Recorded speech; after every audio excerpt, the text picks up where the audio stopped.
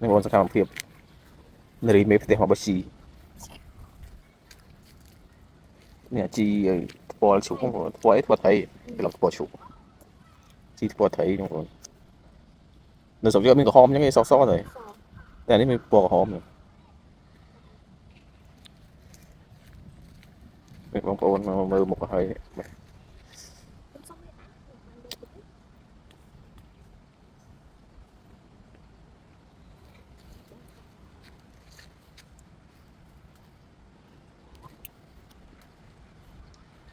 ดอกน้องส่วนของส่วน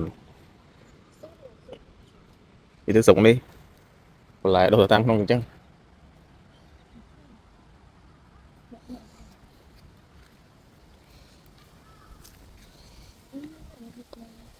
mấy tênน้องmấy tên là đang kéo trên kia thế nè xịt xịt nó xui bắt không nè